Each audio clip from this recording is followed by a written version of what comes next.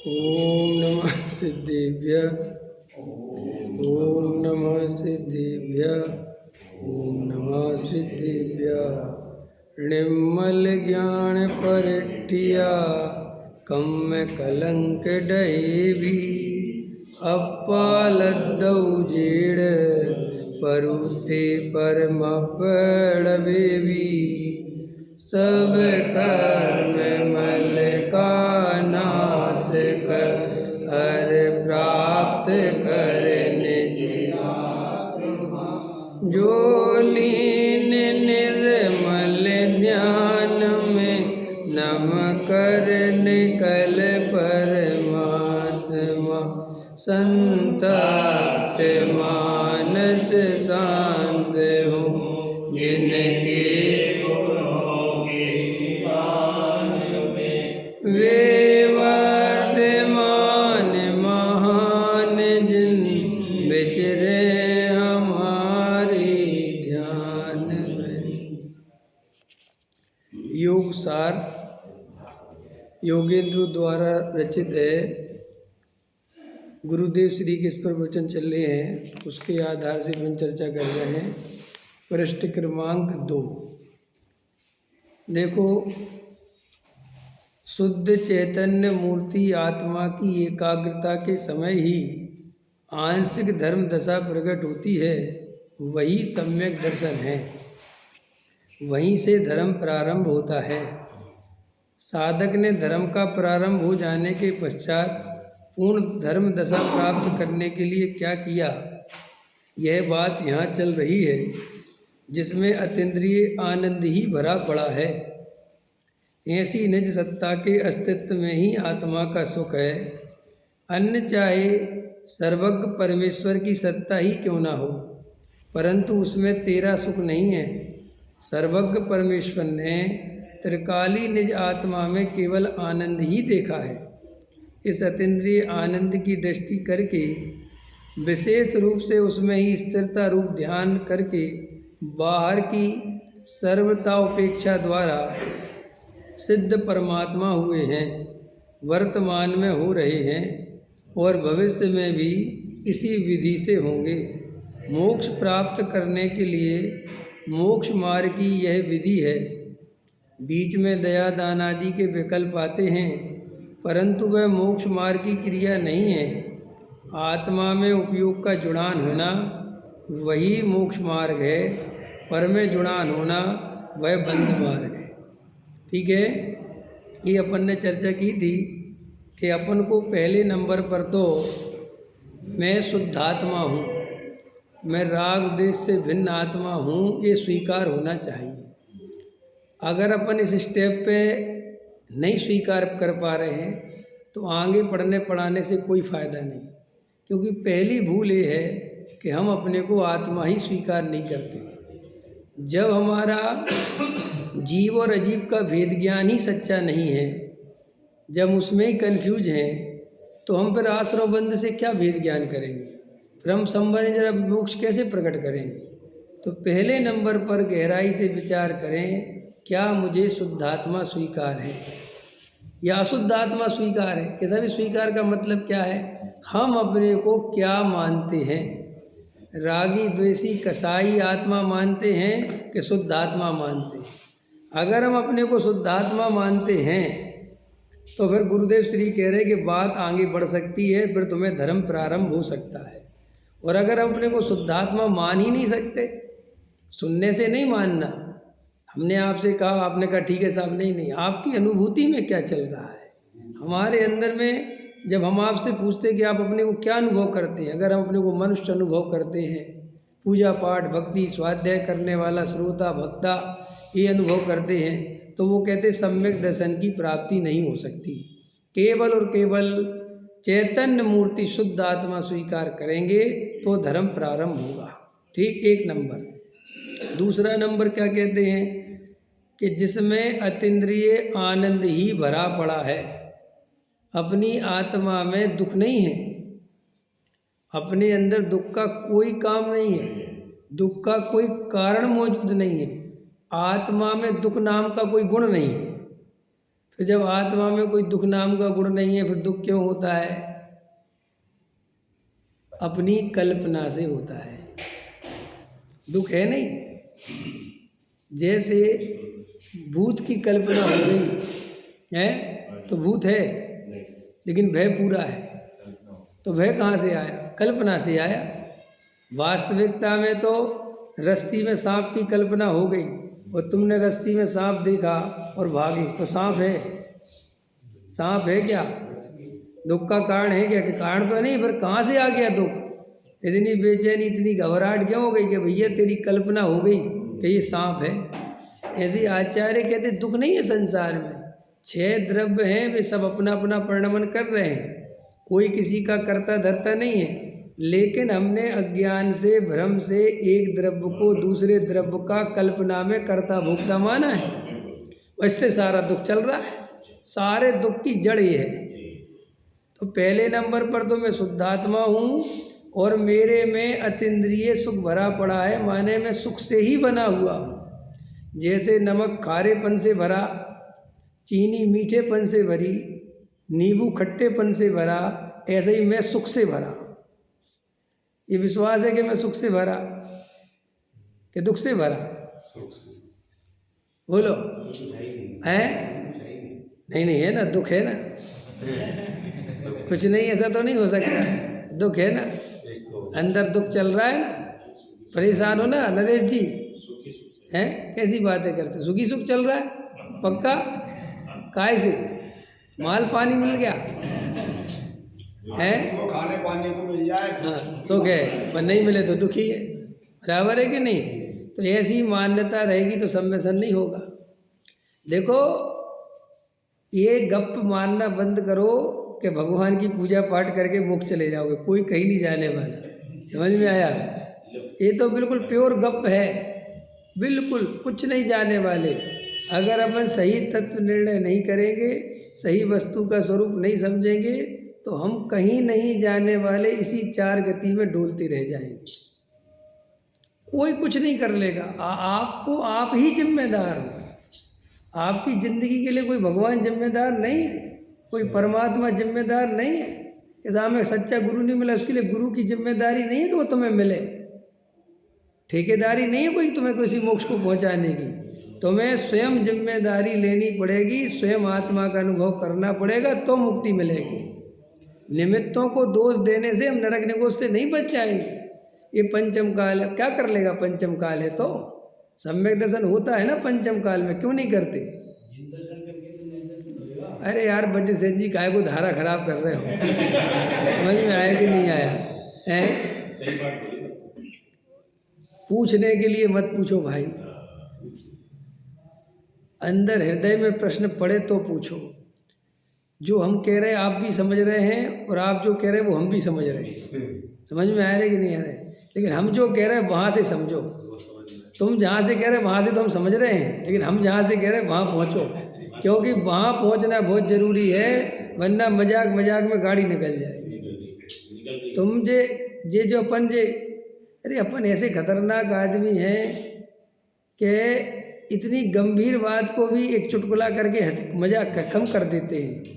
अरे ये गप है, ये भगवान भला कर देंगे, बिल्कुल झूठ, बिल्कुल उपचार का कथन। भगवान अपना भला स्वयं कर पाए, दूसरे का भला कोई कुछ नहीं। फिर हम भी परिपूर्ण भगवान हैं, उनकी बराबर की शक्ति है। अगर हम चाहें तो हम भी अपना भला कर सकते हैं, और अगर नहीं चाहें तो नहीं कर सकते। ये बात पक्के से समझ लो। अगर आप ये बात मैं क्यों कह रहा हूँ, अगर हमें अपने को शुद्धात्मा स्वीकार नहीं कर पा रहे हैं, तो आप बैठो शांति से कि भैया मैं काय का मुमुक्षु हूँ, मैं गुरुदेव श्री का कैसा भगत हूँ कि वे कह रहे हैं कि तुम शुद्धात्मा हो और मैं अंदर से अशुद्धात्मा का अनुभव कर रहा हूँ। कुंद कुंद भगवान की पूजा कर ली, सीमंदर भगवान की पूजा कर ली, वीतरागी जिनेन्द्र देव की पूजा। उनने क्या कहा अपने बारे में? उनके पास गए थे ना हम, तो क्या कहा था उनने कहा था तुम संसारी हो, रागी देसी हो, मोही हो, तुम वज्रसेन हो, ये कहा था उनने कि नहीं? उनने कहा था तुम शुद्धात्मा हो, कि साहब ये सब तुम्हारी कल्पना है। आत्मा कभी वज्रसेन नहीं होता, आत्मा कभी मनुष्य नहीं होता, आत्मा कभी रागी द्वेषी नहीं होता। आत्मा किसी पर्याय में नहीं जाता, वो तो सदा काल उनसे भिन्न रहता है। ये स्वीकार है, ये बात स्वीकार है तो सम्यक दर्शन होगा। और अगर इसमें किंतु परंतु नहीं साहब ऐसा थोड़ी ही है, पर्याय में तो मलिनता है, तो भैया मलिनता देखता रहे और रोता रहे, और मलिनता को धो लेने के लिए और मलिनता बढ़ाता रहे। समझ में आया? मलिनता धोने के लिए क्या कर रहे हैं? पाप काटने के लिए पुण्य करते रहे, और पुण्य से भी कर्म बनते ही रहे, वो तो बंद नहीं है। नहीं समझ में आया? विचार करो ना, ये दया दान पूजा भक्ति कोई पहली बार करे, अनंत बार करे और इससे बढ़िया करे। ये पूजा पाठ एक बार नहीं करी, अनंत बार करी और इससे बढ़िया करी। और यहाँ नहीं, नंदीश्वर द्वीप में जाके करी। आखिर तुम विश्वास नहीं है, भूल गए। और विश्वास दिला भी दो ना, तो भी से रस नहीं है। किताब ही ले चलो, वो तो चपकी बात छोड़ो। तो है नंदीश्वर दीप महान चारों दिश सोहे, जहाँ बामन मंदिर जान सुर नर मन मोहे। है अभी अभी अभी अभी नंदीश्वर अभी करा, अभी कर रहे, कह रहे अनंत बार तू साक्षात में देख गया है। यहाँ तो तू कल्पना कर रहा है, यहाँ तो तू भावना वाले रियल में होके आ गया। क्या कर लिया? क्योंकि प्रभु आपने एक गायक बताया, उसका अनुभव नहीं किया, इसलिए क्या करेगा नंदीश्वर और क्या करेंगे सीमंदर। अंदर में जब तक स्वयं आत्मानुभूति नहीं होगी, स्वयं वेद ज्ञान नहीं होगा, स्वयं तत्व निर्णय नहीं होगा, और स्वयं उसकी दरकार नहीं होगी, कोई भला करने वाला। देखो भाई, हमारी इतनी खतरनाक हालत है कि हम कोई प्रश्न पूछे ना तो ऐसा लगता है प्रश्न हमारा है, उस प्रश्न में अपनापन हो जाता है। और मैं कहूँ वज्रसेन जी बहुत अच्छा प्रश्न पूछा, उत्तर की फिक्र ही मिट गई। प्रश्न ही हमारा अच्छा है ना, बस हम प्रश्न से ही बड़े हो गए। इसलिए मनोवैज्ञानिक जितने भी हैं, ये पता नहीं चलता, कोई ऐसा एंड वेंड प्रश्न पूछ लेना और समझ में नहीं आ, बहुत बढ़िया पूछा है, इतना बढ़िया आज तक किसी ने नहीं पूछा, हम बाद में बताएंगे। वो कहता बात खत्म हो गई, 4 आदमियों के सामने मेरे प्रश्न की तारीफ हो गई, प्रश्न भी तेरा गजब हो गया है। देखो हमारी ये हालत है, जैसे हमने ही परसों प्रवचन किया, ठीक है, हमने ही किया ना परसों, क्या जवाब, और हमने फिर कल प्रवचन किया, और हमने फिर आज प्रवचन किया। समझ में आया? और आपने ये कहा पंडित जी परसों का जो प्रवचन था ना, वो तो बहुत मज़ा आ गया, तो ये मुझे अच्छा नहीं लग रहा, क्योंकि तुम्हें आज का अच्छा नहीं लगा, इसका मतलब तुम कहोगे मैं तो आपकी तारीफ कर रहा हूँ। नहीं, मुझे तारीफ आज की चाहिए, वो तो पुरानी बात हो गई साहब। आपने 1 साल पहले ऐसी बात बोली थी ना, मेरा आज भी हृदय रोमांचित हो। अरे यार बात खत्म हो गई, आज कुछ अच्छा नहीं बोला क्या? देखो अपन इतनी खतरनाक है तो अपन पिछले भवों का क्या याद रखेंगे। जब अपन को 2 दिन पुरानी बात में से रस उड़ गया आज का, तो पिछले जन्मों की हम तुम्हें कितनी बताएं कि तुम पुण्य आत्मा थे, और कितनी समझाएं कि तुम पापी थे, हमें उससे कोई फर्क ही नहीं पड़ता।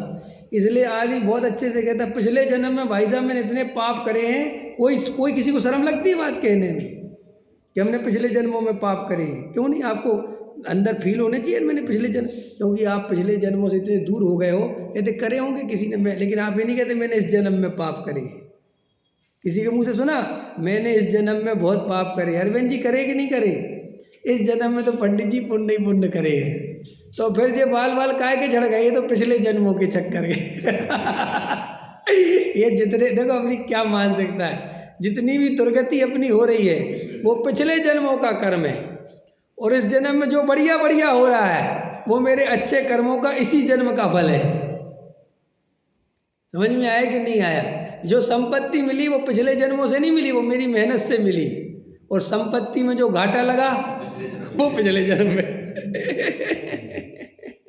ऐसे तो अपन खतरनाक आदमी है। अब बताओ अपने ऐसे खतरनाक आदमी को मोक्ष मिलना चाहिए? अपन जैसे आदमी को कोई मोक्ष में भेज दे तो अपन सत्य भगवान को भी डिस्टर्ब कर दे। बस समझ में आया कि नहीं आया?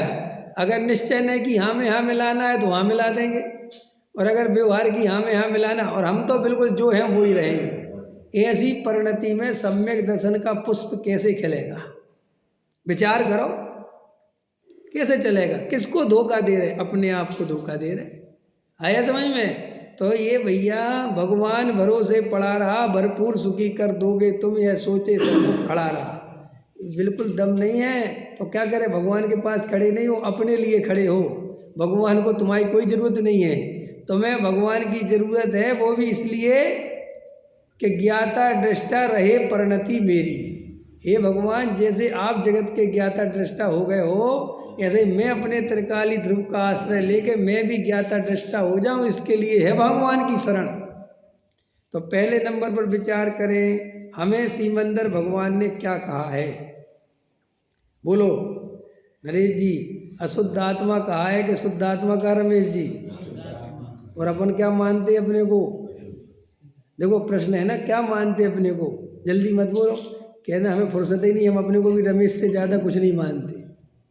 हम अशुद्ध आत्मा भी नहीं मानते अपने को, हमें अशुद्ध आत्मा भी कोई याद दिलवाए तो याद आता है।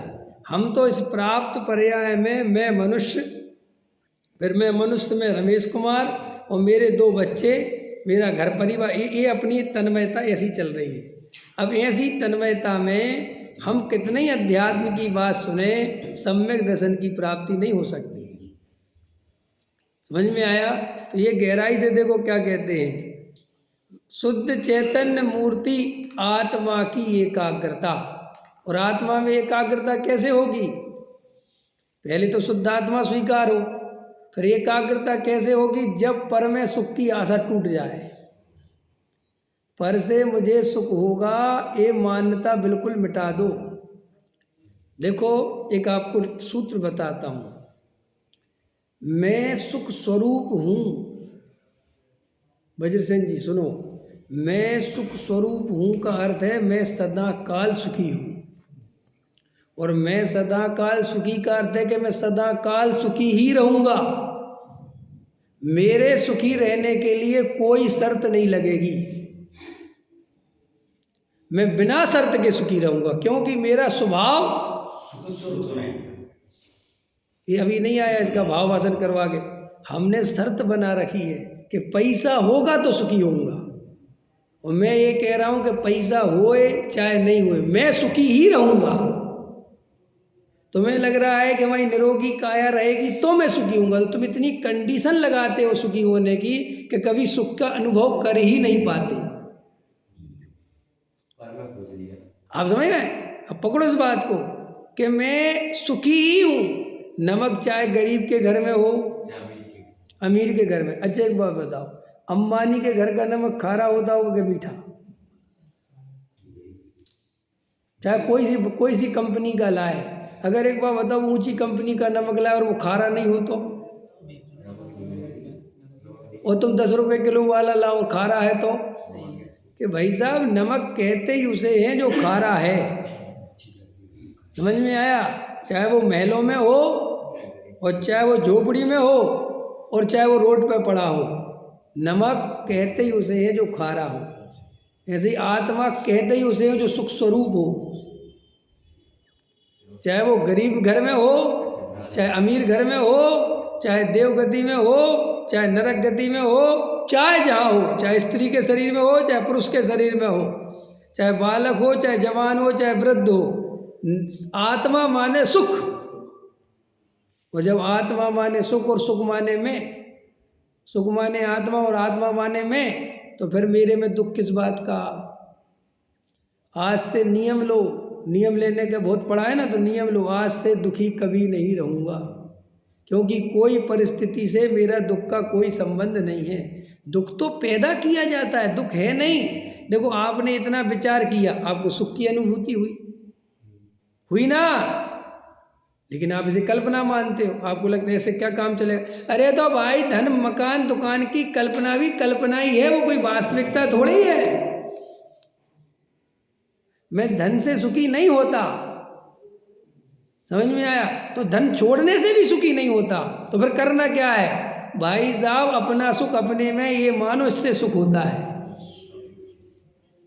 नहीं समझ में आया?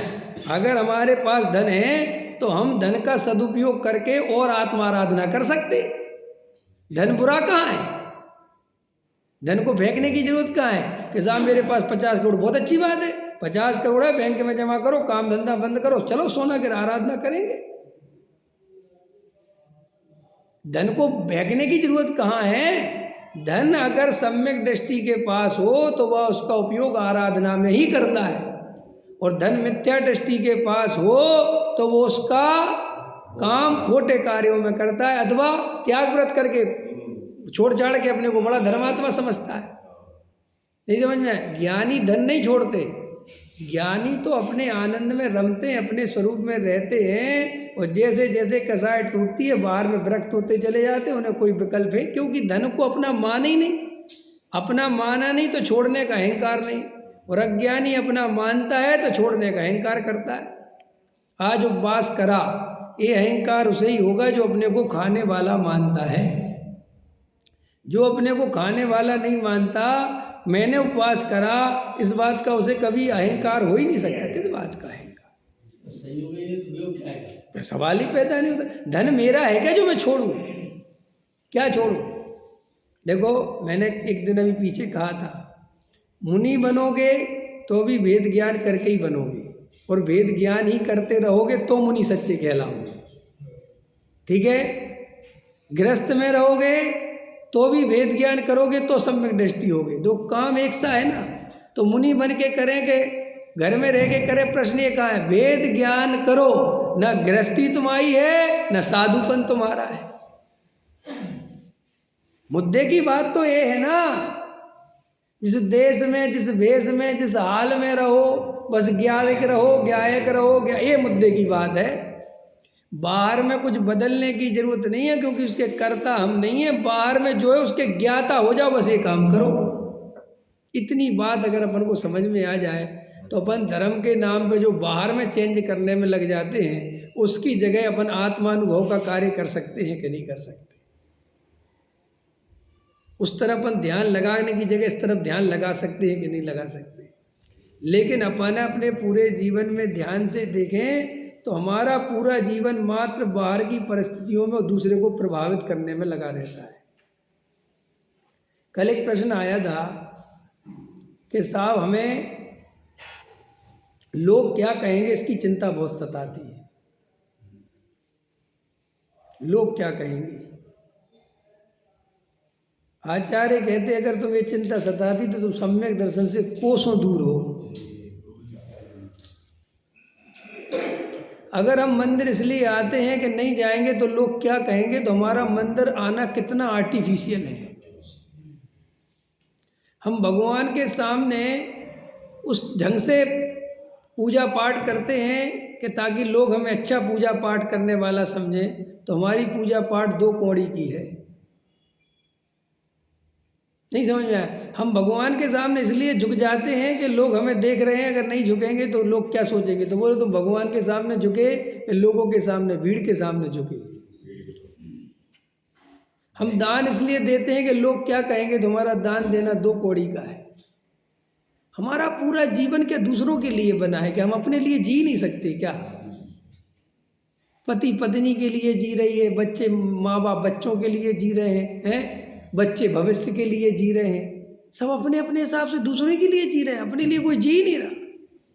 हम धन इकट्ठा करना चाहते अपने लिए, हृदय पे याद रखो किसके लिए? बच्चों के लिए। क्या क्या अंदर हमारे मान्यता भरी पड़ी है, हमें कैसे सम्यक दर्शन होगा? विचार तो करो। लोग क्या कहेंगे, हम इसी चिंता में ग्रसित हैं। हमारे पहनने ओढ़ने का ढंग लोगों पे डिसाइड करता है, वरना लोग क्या कहेंगे, लोग क्या कहेंगे, लोग क्या कहेंगे। जिसे भीड़ की चिंता है वो कभी भगवान आत्मा की प्राप्ति नहीं कर सकता। कम से कम अपने अंदर झांक कर तो देखो कि मैं कैसा जीना चाहता हूँ, मेरे अंदर क्या मान्यता चल रही है, मेरे अंदर क्या हठाग्रह चल रहे हैं, मेरे अंदर क्या कसाय चल रही है। ये चेकिंग कौन करेगा? कोई दूसरा करके बताएगा क्या? स्वयं करनी पड़ेगी। और स्वयं बेहोशी में पड़े रहोगे तो चेकिंग कैसे करोगे? उसके लिए होश में आना पड़ेगा। होश में आओ तो पहले नंबर पर क्या डिसाइड करो? शुद्धात्मा डिसाइड फिर मैं सुख स्वरूप हूँ विदाउट कंडीशन। कोई कंडीशन नहीं है कि मैं बूढ़ा हो जाऊंगा, नहीं, कि मेरे पास पैसा हो जाए, नहीं। मैं हर समय प्रति समय सुख स्वरूप हूँ और मेरे में से सुख ही सुख बहता है। जैसे नमक में से खारापन, गन्ने में से मीठापन, नींबू में से खट्टापन निरंतर बहता है, ऐसे ही मेरे में से निरंतर सुख ही सुख बहता है। फिर जब बीच में दुख की अनुभूति क्यों होती है? सुख स्वरूप को भूलने से, कल्पना से। कल्पना कर ली कि मैं शरीर, वो जितनी देर के लिए कल्पना हुई उतनी देर के लिए दुख प्रारंभ, और फिर वो जितनी देर कल्पना रही उतना दुख प्रारंभ, और ज़्यादा प्रारंभ। फिर मेरी पत्नी, फिर दुख डबल, फिर मेरे बच्चे, दुख ट्रिपल, फिर उनका भविष्य, चवल पवल कबल लगाते रहो। समझ में आया कि नहीं आया? फिर दुख का विस्तार होता चला जाएगा। और मैं शुद्ध आत्मा, जैसे ताश के पत्ते गिर जाते हैं एकदम से, एकदम रिलैक्स। तो मुझे किसी परिस्थिति से सुख की कामना नहीं करनी, मुझे तो हर परिस्थिति में ही सुखी रहना है, क्योंकि मैं सुख। उदाहरण समझ में आ गया? मैं नींबू को अमेरिका ले जाऊं तो वो अपना खट्टापन छोड़ने वाला नहीं है, और चाहे हिंदुस्तान में रखूं तो वो अपना क्योंकि वो स्वभाव है। ऐसे ही मेरा स्वभाव सुख स्वरूप है, मैं अपने सुख स्वभाव को कहीं भी नहीं छोड़ता। फिर कोई ऐसा प्रश्न करे कि सुख स्वभाव को नहीं छोड़ता तो मुझे दुख क्यों होता है? अपने को भूलने से होता है। आज तुम अगर दिन भर याद रखो कि मैं शुद्ध आत्मा हूँ, और कागज पे लिखना कि ऐसा मानकर भी दुख हो रहा है तो मेरे पास आना। आप कहना कि साहब भूख लगी थी, भूख लगना जीव का कर्म नहीं है, जीव का स्वभाव नहीं है, जीव का धर्म नहीं है। भूख जिसे लगी थी उसे रोटी जब मिलनी थी मिल गई। रोटी खिलाने वाले तो हमें ना, क्यों देवेंद्र जी? नहीं है।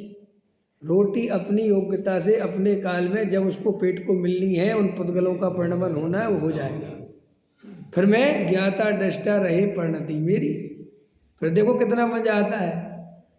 तो रोटी दुखी मन से खाना कि सुखी मन से खाना? भाई साहब पूरे आनंद मन से खाना, और ये जानते हो कि मैं खाने वाला नहीं हूँ। नहीं समझ आए?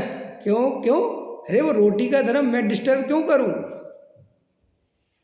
मुनिराज है जो दुखी मन से भोजन करते हैं क्या? ऐसा कहते हैं। जो मुनिराजों के बारे में तुम रिद्धियाँ फिद्धियाँ बोलते हो ना, वास्तविक उनका स्वरूप पता क्या है?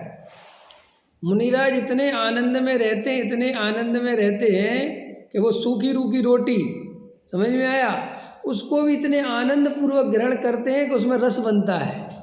और वो भोजन जो कहते हैं ना, एक आहार रिद्धि ऐसी हो जाती है कि मुंह में जाते ही उसमें कई प्रकार के रस उस भोजन में से निकल जाते हैं। तो वास्तव में वो अति प्रसन्नता का, जैसे अपन जब प्रसन्न रहते हैं बहुत, तो जरा सा भी कोर लो तो ऐसा वाह, ये प्रसन्न मन की बहुत गजब की बात है। लेकिन दुखी मन से, डरे डरे, मरे मरे, रोते रोते, इसलिए तो ऐसे जीवों को धर्म कभी प्राप्त नहीं होता।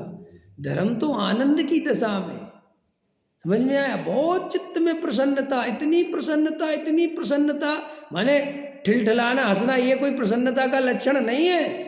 मैं बाहर से बिल्कुल नहीं हंसूं और अंदर अंदर बहुत प्रसन्न रह सकता हूँ। बोलो पंचसेन जी, बताओ ऐसी दशा कब होती है? जब बाहर से बिल्कुल ना हंसूं। रमेश जी, हाँ ऐसी कोई दशा उदाहरण याद है? 20 लाख। अरे 20 लाख वाला तो तुम सस्ता उदाहरण है। जब सगाई होती है, शादी होने को रहती है, तो मन बड़ा प्रसन्न रहता है। मैंने को उदाहरण दिया था ना कि एक युवक, अब तुम्हारे साथ घटना नहीं घटी ऐसी तो अलग बात है, लेकिन जिनके साथ घटी है उनको तो अनुभव साझा करने दो। एक आदमी की शादी पक्की हो गई, पुराने ज़माने की बात है। अब आजकल तो फ़ोन वोन चल गए, सब बकवास है। अब जीवन में इसलिए आनंद भी नहीं बच रहा, क्योंकि देखो जितनी तेज़ी से ग्राफ ऊपर चढ़ता है उतनी तेज़ी से गिरता है। केजरीवाल जितने ऊपर गया उतने जल्दी नीचे आ गया, और इतना खतरनाक आ रहा कि समट नहीं रहा। समझ में आया कि नहीं आया? आचार्य भगवंत कहते जैसे जो चीज़ें बहुत जल्दी मिल जाए ना, वो चली भी बहुत जल्दी जाती है। आजकल पता, जो आदमी को एक उमंग होती थी, एक उत्साह होता था, एक अंदर रहता था वो आजकल सब चीज़ें खत्म करते जा रहे हैं। और मज़ेदार बात है, आपको पता है मिलने से सुख नहीं होता, वो जो मिलने की आशा से उमंग जगती है, मज़ा तो उसमें आता है। लेकिन अब आजकल तो वीडियो कॉलिंग, लो कहाँ हो तुम, आ जाओ। अब क्या बचा ही नहीं कुछ। बस शादी के पहले ही सारी उमंगें ख़त्म कर दी, तो शादी के बाद अब ये आजकल ये प्री वेडिंग चलने लगी। इतनी बकवास चीज़ें है, ये दुनिया का सबसे सत्यानाश करने वाला काम है। समझ में आया? अब हिंदुस्तान में ये सब बढ़ता जा रहा है ना, तो अमेरिका के संस्कार बढ़ेंगे तो अमेरिका जैसी दशा होगी। तो मैं तो एक पुरानी घटना सुना रहा हूँ कि एक युवक की एक शादी एक गांव में पक्की हो गई और उसकी शादी 3 महीने बाद है। लेकिन दूसरे युवक की, उसी के मित्र की शादी उसी गांव में पक्की हो गई जिसकी शादी 1 महीने बाद है। और उसकी बारात में जब मनुष्य नहीं आया, उसके घर के परिवार से निमंत्रण आया, तो देखो वो कोशिश करता है कि पिताजी मुझसे कह दे कि तुम चले जाओ। समझ में आया? तो वो एकदम कुछ ना कुछ, बाबूजी वो उनके यहाँ से कार्ड आया है। अच्छा हाँ तो ठीक है बाबूजी, बड़े भैया तो वहाँ गए हैं, वो छोटे के पेपर हैं वो तो जा नहीं सकता, और आप बाबूजी आप जाओगे क्या? वैसे बाबूजी आपका तो उतना स्वास्थ्य ठीक नहीं है, तो बचा क्या कि मुझे जाना है। तो बाबूजी भी समझते हैं ना कि उसकी उमंग। तो देखो वो चेहरे से बिल्कुल प्रदर्शित नहीं करता प्रसन्नता, वो गंभीर रहता है एकदम। हाँ जी तो ठीक है। अब वो उस बस में जा रहा है, समझो, उस बारात के लिए। अब वहाँ पर और तो वो देखो कोई काम कहता है ना कि अरे यार वो, मैं समझ लो सामान जाता ना बारात का, अरे यार वो थाल, तो सबसे पहले वो उठाने को दौड़ता है। वो कहता मैं उठाता हूँ अंकल, क्योंकि उसको इतनी प्रसन्नता है कि हर काम में आनंद आ रहा है। वो थाल उठाने में भी आ रहा है, वो उसको ड्राइवर बस और सब कर रहा है, चाय भी कह रहा है, चाय अरे मैं लाता हूँ बाबूजी मैं लाता हूँ। तो आखिर ये प्रसन्नता इतनी है किस बात की? क्या बात होने वाली है कि उसी बारात में जहाँ जा रहा हूँ वहीं पर वो लड़की आने वाली है जिससे उसकी शादी पक्की हुई है और उसे वहाँ देखने मिलेगी। आचार्य कहते हैं ऐसे ही ज्ञानियों को उस आत्मा की इतनी अहोभाव, इतना आनंद दशा है कि वो उनके व्रतशील संयम अत्यंत आनंद पूर्वक होते हैं। क्यों? क्योंकि उन्हें आत्मा मिलता है, तो उन्हें व्रत करने से दुख नहीं होता, उन्हें तो आनंद आता है। आज अष्टमी, अरे गजब, आज भोजन का विकल्प भी नहीं है, चलो आज दिन भर ही आत्मा देखना है। ऐसी आनंद दशा का नाम है वो तुम्हारे व्रतशील संयम। और आज अष्टमी है क्या? अरे यार भैया, इस दशा का नाम जैन धर्म नहीं है, व्रत नहीं है। जिसको अपने व्रतों में अति उत्साह है, जो अत्यंत आनंदित है, जो रोमांचित है, वो व्रतशील संयम सच्चे हैं। जो बोझा ढो रहे हैं, अंदर दुखी है, दिन काट रहे हैं, दिन निकाल रहे हैं, घंटे गिर रहे हैं, परेशान हो रहे हैं, पेट में तकलीफ हो रही है, भोजन ही भोजन याद आ रहा है, ये जैन धर्म का व्रत उपवास नहीं है। दुनिया का हो तो हो, जैन धर्म का तो नहीं है। समझ में आया? जैन धर्म की बात ही कुछ निराली है। जैन धर्म की ये अलग बात है कि बात तो निराली है, लेकिन फंसा ऐसी जगह है कि जहाँ सवरे नहीं समझे। समझ लो उदाहरण के लिए, इसके लिए उदाहरण देते था।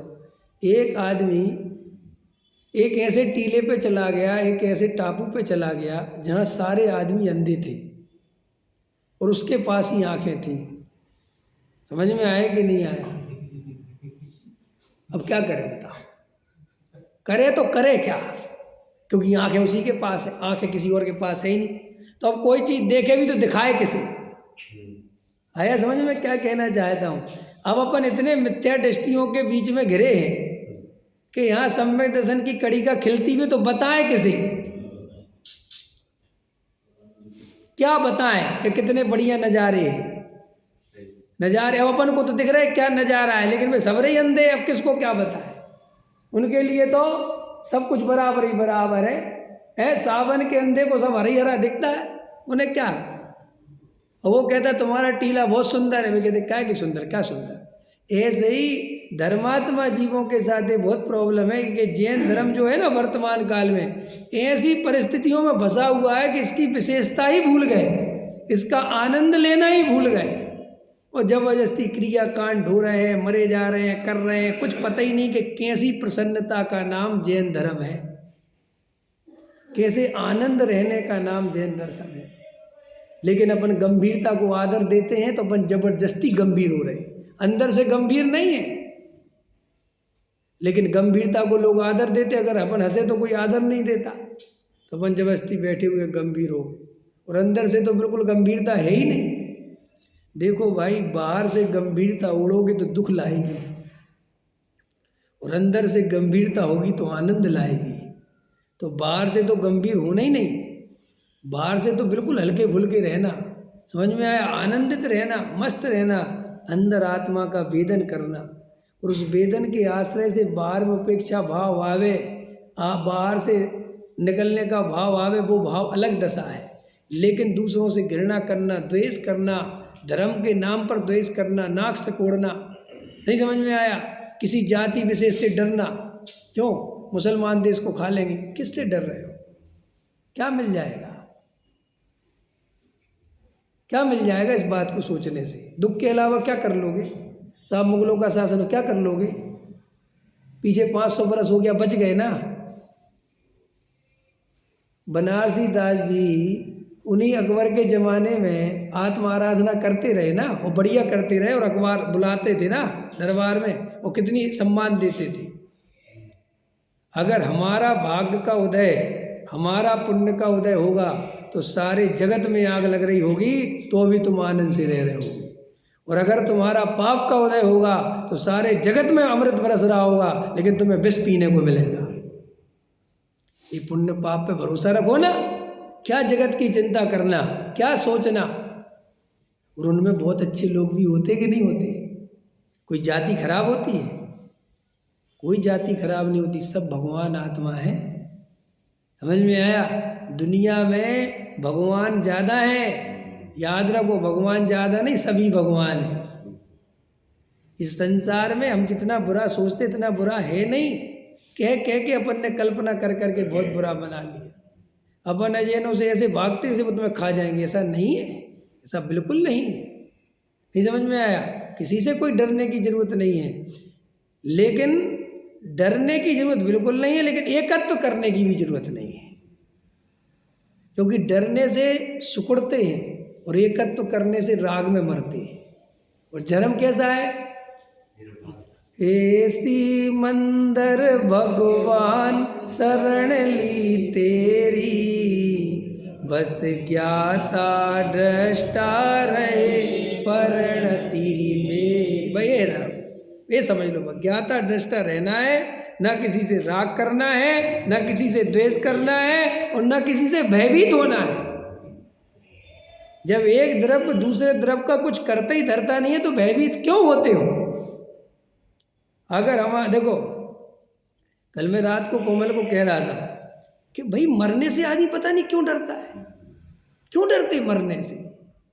अगर अपन को सही श्रद्धान हो गया, भाई जब अपन मरते ही नहीं तो मरने से डरना क्या, कि साहब हार्ट फेल से मर गए, अरे तो हार्ट फेल से एक बार बताओ, भूख लगी तो अरहर की दाल से भोजन करोगे कि मसूर की कौन कौन सी होती है, मूंग की, अरे ले आओ ना यार कोई सी, तो मरना सुनिश्चित है। 10-20 तरीके से मरते हैं तो उसमें से एक तरीका तो मिलेगा ना अपने को, है क्या क्या घबराना। भाई हार्ट अटैक से मरना होगा तो बहुत अच्छा, उससे ही चलेंगे, है कि नहीं।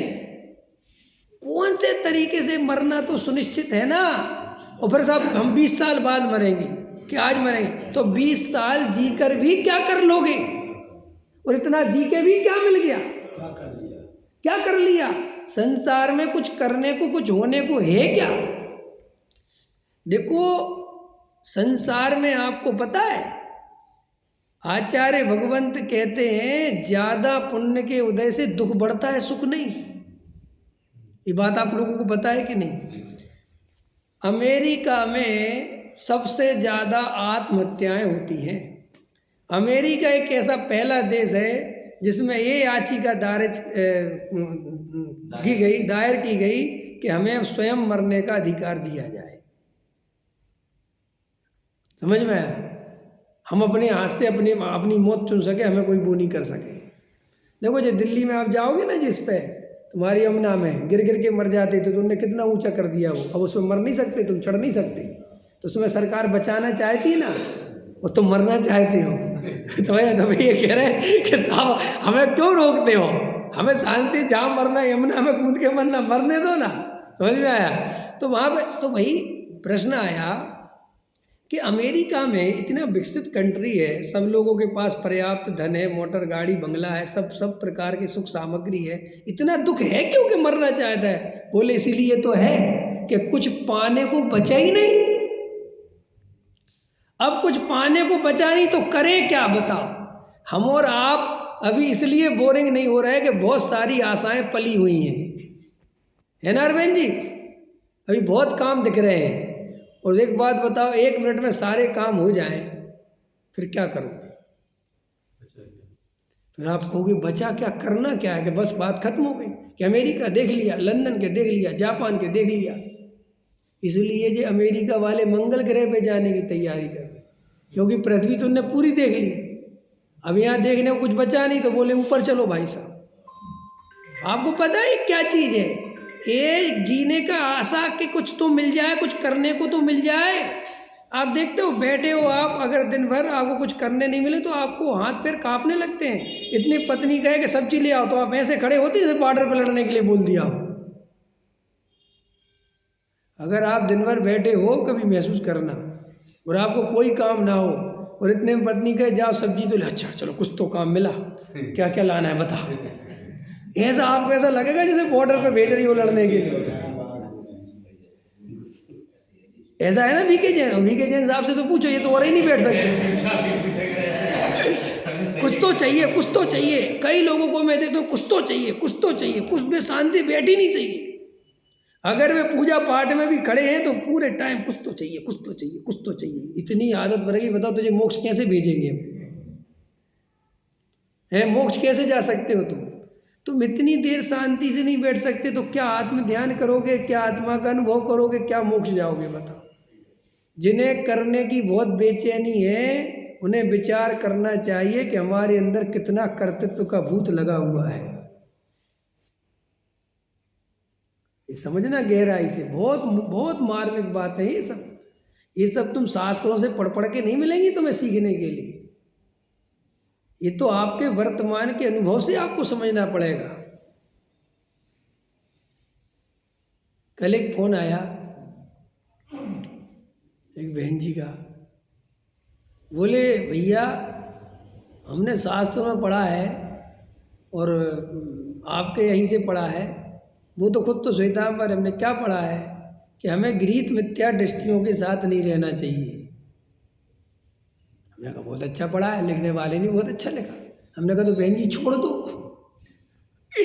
भाई, नहीं रहना चाहिए तो छोड़ दो। तो बोले वो तो नहीं छोड़ सकते ना, तो बात खत्म हो गई। अपन देखते अपने जीवन में कितनी किस तरीके की अज्ञानताएं चलती रहती।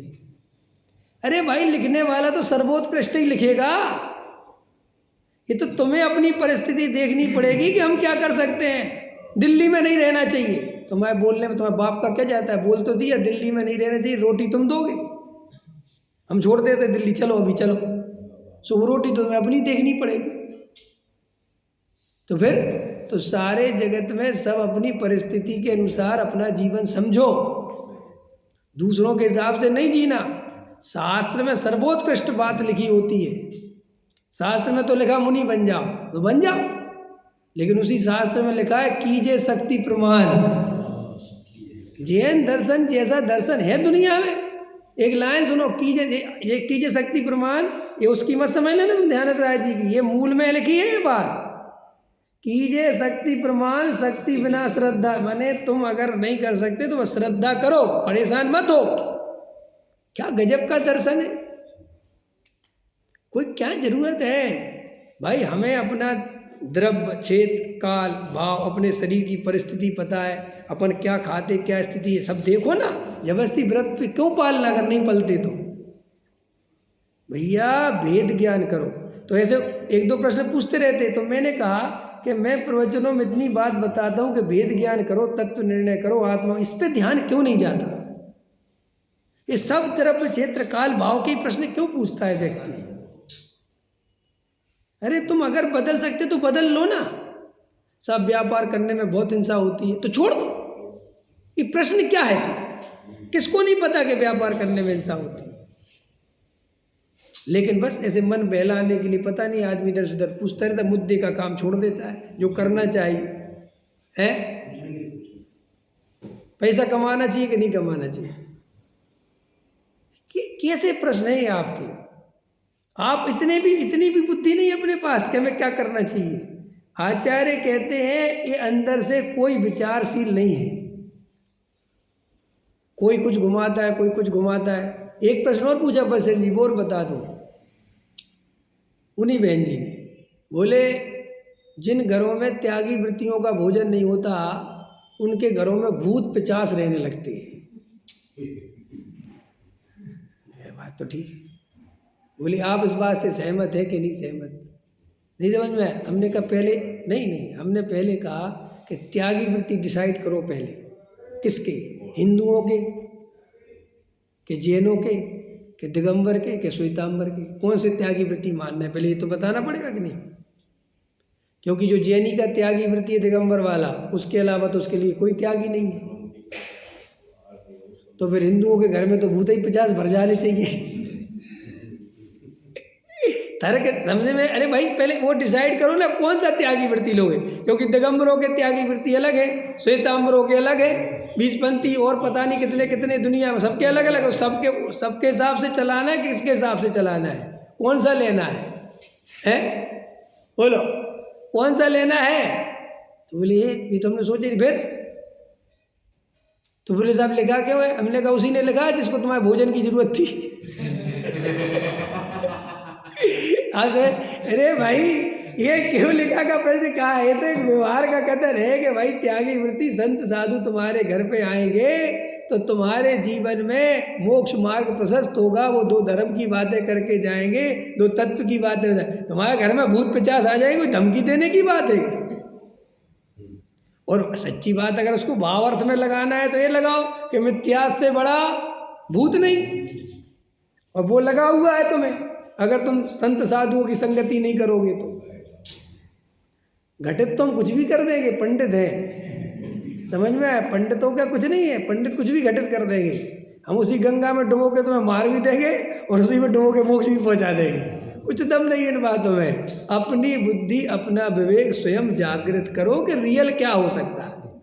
ये तो किन किन की सुनते रहोगे? हमने तुमसे कह दिया आप बहुत सुंदर हो, बहुत सुंदर हो, आप अपने को सुंदर मानने लगे। मतलब तुम्हारी बुद्धि इतनी भी नहीं है कि तुम ये डिसाइड कर सको कि तुम सुंदर हो कि नहीं, वो भी दूसरा डिसाइड करेगा। बोलो अरविंद जी, बहुत सज्जन आदमी अरविंद जी, बहुत गजब के सज्जन आदमी। कुछ भी कहते रहो बहुत शांति सुनते हैं। अरविंद जी कह रहे हाँ ठीक कह रहे हैं। अब उन्हें यही डिसाइड नहीं कर पा रहे कि मैं शांति सुनता भी हूँ कि नहीं सुनता हूँ। अगर तुम कह दो कि शांति सुनता हूँ तो हो सकता है मैं शांति सुनता हूँ। बहुत गजब के लॉजिक देते हैं। अरे भैया अपने अंदर अपना अभिप्राय, अपना अनुभव स्वयं से देखो, चेक करो कि मेरी दशा क्या है। दूसरे क्या क्या शास्त्रों में क्या क्या लिखा है, कहाँ तक खोजते फिरोगे? नहीं समझे?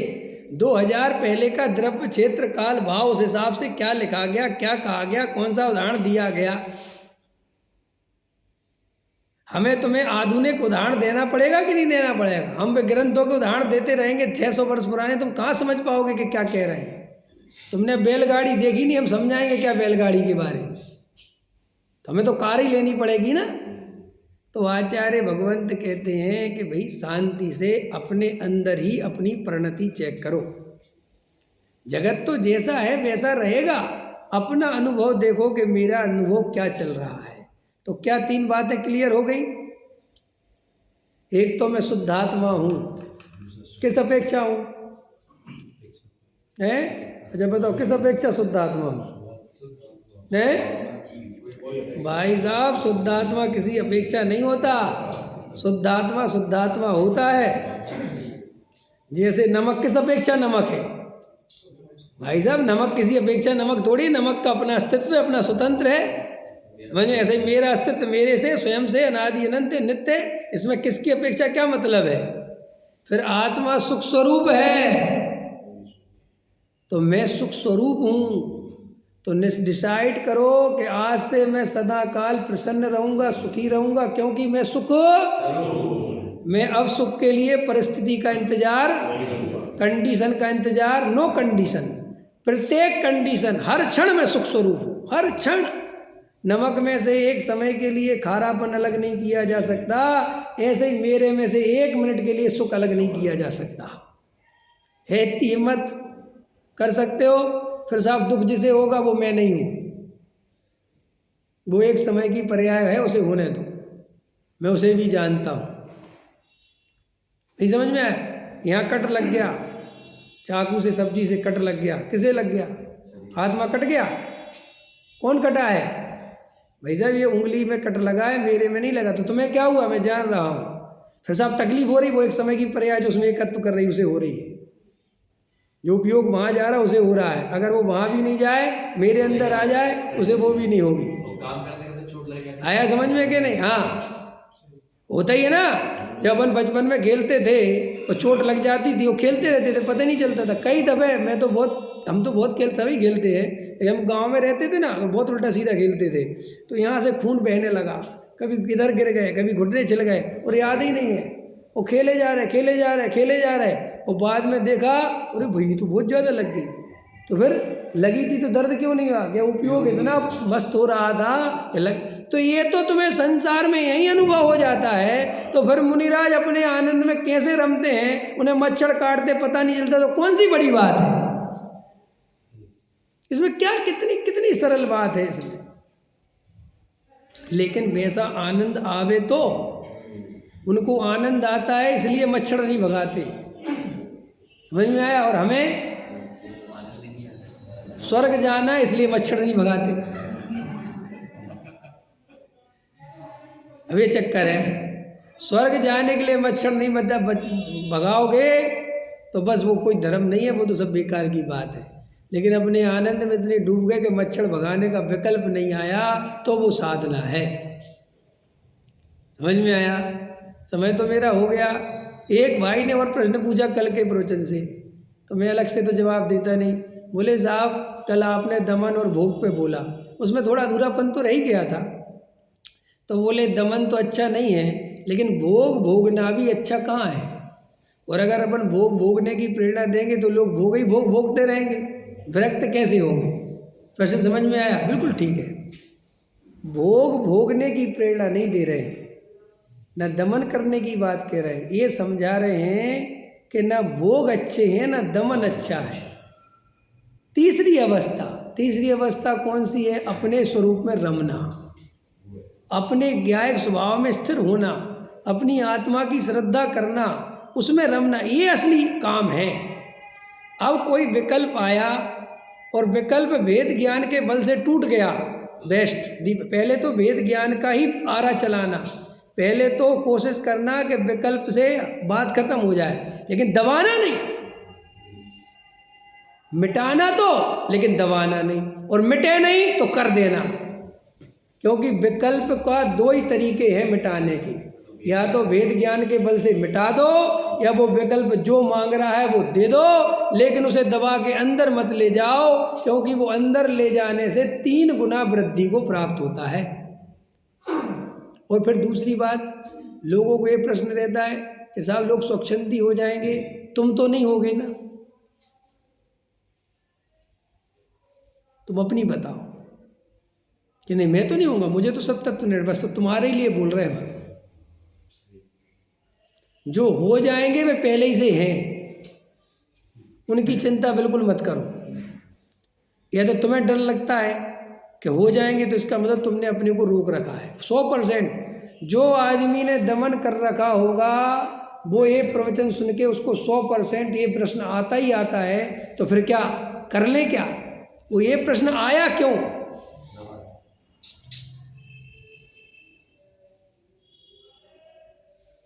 नहीं समझ में आया? इसको कोई उदाहरण देके समझाऊं क्या? देखो, तुम्हें अमेरिका जाने का विकल्प था, आज से 10 साल पहले। लेकिन अमेरिका जाने की कोई व्यवस्था नहीं थी, तुम्हारे पास पैसे नहीं थे, कोई कंडीशन नहीं थी, बात खत्म हो गई, तो तुमने उस विकल्प को वहीं के वहीं दबा के ख़त्म कर, ठीक है मुझे नहीं जाना, कुछ नहीं रखा, फलाना ठिकाना। 10 साल बाद कोई ऐसा आदमी मिला, उसने कहा अमेरिका जा सकते हो, कोई आज पैसा नहीं लगता, बिल्कुल फ्री है, कुछ दम नहीं है, बहुत आराम से जाओ, कोई टेंशन नहीं है। तो आपने कहा जा सकते हैं क्या? आया समझ का? वो दबा रखा था। और अमेरिका का अगर वास्तव में ही विकल्प टूट गया होता तो फिर मैं कितने ही अमेरिका की बात करता, तुम्हें विकल्प आते ही नहीं, बात ही खत्म हो गई, मुझे जाने ही नहीं, क्या मतलब है कि नहीं साहब, अब फिर बिना वीजा के जा रहे हैं, बिना पासपोर्ट के जा रहे हैं, कुछ हमें मतलब ही नहीं। अच्छा एक बात बताओ बसेन जी, बिना वीजा के पाकिस्तान जाने की सुविधा मिल जाए, जाओगे? इराक जाने की मिल जाए, इस्लामिक स्टेटों में जाए, तो आपको हमें नहीं जाना, नहीं जाना। मैं कह रहा हूँ टिकट तक दे दूँ ना मैं, कि ISI वाले टिकट करके भेज रहे तुम्हें, और बिजनेस क्लास की। हाँ क्या मरवाओगे क्या भाई साहब? नाम भी मत लेना ना मेरा। देखो ये कहलाता है ये दम। आचार्य कहते हैं कि तुम्हें ये बात सुन के ये मन में विकल्प आता है कि ऐसे में तो सब सुख शांति है, इसका मतलब तुमने अपने अंदर दमन कर रखा है। और जैसे ही हम भोगों को भोगो ये कहते हैं तो तुम्हारे अंदर वो आत्मा तड़पड़ाने लगती है कि यार हम गलती में है क्या, हमने भोग नहीं रहो, हम क्या गलती में तो नहीं है। इसलिए फिर आदमी नरक चले जाओगे, क्योंकि वो दमन इन्हीं आधारों से तो दमन कर पाएगा वो। अगर मैं हाँ भय से तो दमन कर पाएगा, अगर मैं कह दूँ भोग भोगने से कुछ होता ही नहीं तो उसका तो दमन उबल किया जाएगा, क्योंकि उसने दमन काय के आधार पर कर रखा था कि भोग भोगूंगा तो नरक चला जाऊंगा। समझ में आया? और हमने तो कह दिया नरक बरक का कोई चक्कर नहीं, तो बस एकदम से तो भय से दमन, लोभ से दमन। समझ में आया? लोभ काय का टोडामल जी सामने लगा है, स्वर्ग आदि के लालच से, नरक आदि के भय से ब्रहशील संयम करता है। ब्रहशील संयम करता है माने दमन करता है। ख्याल में है कि नहीं आया? तो दमन करना तो रुग्ण होना है, बीमारी को बढ़ाना है, और भोग भोगना भी बीमारी को मिटाना नहीं है, थोड़ी देर के लिए बीमारी से शांति मिल जाए, थोड़ी क्षण भर की। लेकिन भेद ज्ञान बीमारी को जड़ से मिटाना है। तो सर्वोत्कृष्ट तो जड़ से मिटाना है। समझ में आया? और जड़ से ना मिटा पाओ तो क्षण भर वाला पैरासीटामोल लेके थोड़ी शांति ले लेना। समझ में आया कि नहीं आया? पकड़ में आया? लेकिन मिटाने की श्रद्धा रखना। क्या रखना? मिटाने की। बुखार को अच्छा मत मानना कि साहब बुखार पैरासीटामोल से जाएगा, नहीं जाएगा, लेकिन अभी तू तड़प रहा है, उससे थोड़ी शांति मिल जाएगी, फिर टेम्परेरी आराम हो जाए, फिर जब थोड़ा चलने फिरने लायक हो जाए तो डॉक्टर के पास। ऐसे ही भी भोगों की वासना तुझे परेशान कर रही तो क्षण भर के लिए निकल, और फिर जैसे ही शांति हो जाए तो वेद ज्ञान में लग जाना। समझ में आया कि नहीं आया? ये मार्ग है चौथे गुण स्थान का। इसलिए चौथा गुण स्थान लाखों वर्षों तक संसार वो ग्रस्त जीवन में रहता है। ठीक है? तो वो अपन न भोगों के पक्ष में है न दमन के पक्ष में है, अपन तो भेद ज्ञान के पक्ष में है। सहजानंद